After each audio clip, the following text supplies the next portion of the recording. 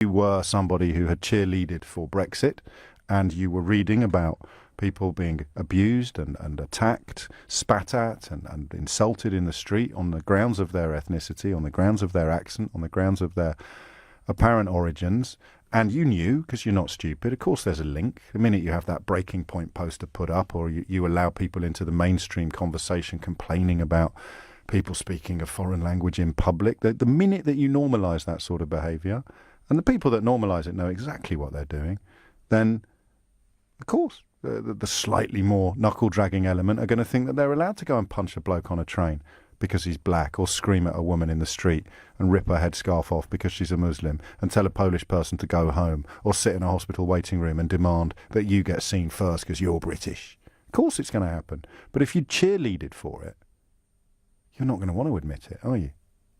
So journalism's done that as well. We've created a country in which hate crime has broken every single record under the sun this year, since the referendum, since June. We've created that.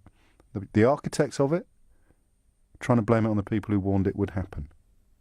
It's up to you whether we let them. But they're trying. So you've got someone like me who says, I don't know really enough about the European Union to have a really strong view this way or the other. I find a lot of the people campaigning to leave a bit weird and toxic.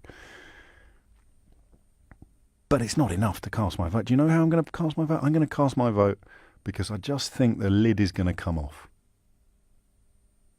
I had this argument with a close friend. I just think the lid is going to come off. And he said, all on Facebook as well, so it's on the record.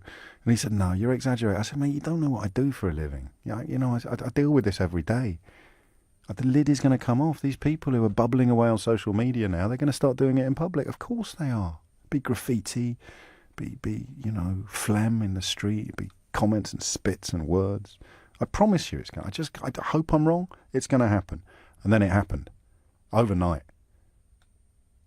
And Jo Cox was dead before the vote was cast. It happened. If I'd been cheerleading for it, I'd be pretending it wasn't my fault. Of course I would.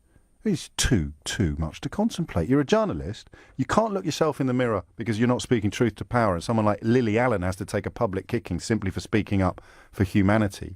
And then, as a journalist, you encourage people to vote to leave the European Union, punch themselves really, really hard in the face for several years.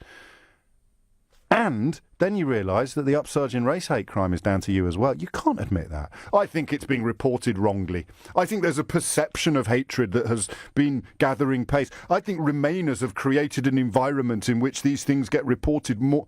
Yeah, of course you do. It's